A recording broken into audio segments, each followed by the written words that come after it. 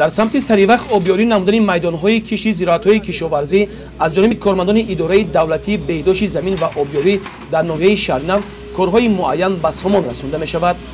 باید گفت که اداره دولتی بهداشت زمین و آبیاری در ناحیه شهرنو همروزه برای تعمیر و نگاهبین و استفاده برای شبکه‌های آبیاری و انشاءات‌های گیدراتکنیکی تازه نمودن نهرها و زهبور و زهکش‌ها در مجموع برای آبیاری نمودن 7216 گکتار زمین آبی خدمت می‌رساند. کانال حصار که از داخل ناحیه شهرنو می‌گذرد عین حال کارهای تازگی ساحل متشکلانه جریان دارد. امروز با دستگیری و سازشنامه‌ای که بین حکومت جمهوری تاجیکستان و حکومت جمهوری ازبکستان شده بود 12 مکانیزم از آن جمله 11 تا اکسکاواتور و 1 تا بولدوزر در کانال کلان حصار کار کرده است.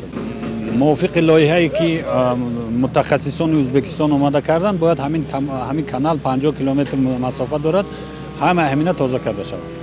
تو امروز زیاده از 8 کیلومتر تازه شده گیاه دو طرفی کانال. موافق همین نقشه‌ای که اونا لایحه کردگیان تا آخری کانال باید تازه شود. همینا بعد که شهرنو تمام شد به قسم حصار میگذره. از جانب مسئولین ساحه امروزها به خاطر به گرداندن زمین‌های از گردش کشاورزی بیرون مانده و پس گرداندن آب‌های زیرزمینی کارمندان ساحه در همکاری صاحبکاران محلی به تازه نمودن زهبور و زهکشان نیز مشغول میباشند.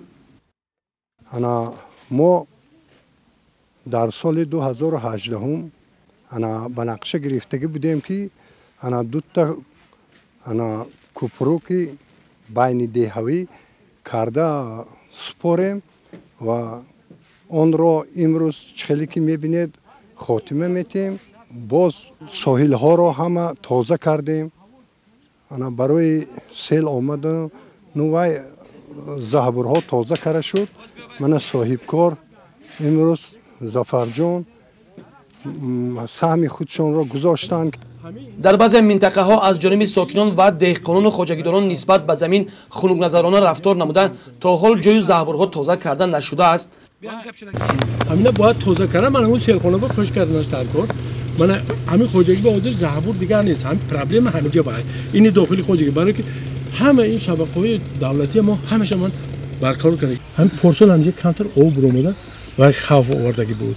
ما گفتیم که همینجا پر کنید تا گردونده گیری تا. به اداره بهداشت زمین و آبیاری در ناحیه شهرنو مراجعت کردیم. در پاسخ مسئولین میگویند که همه این جوی و کانال‌های تازه نکرده شده به خواجگی‌های دهقانی تعلق داشته، موافق به سپارش‌های مقامات محلی روزهای نزدیک باید پورا تازه کرده شوند.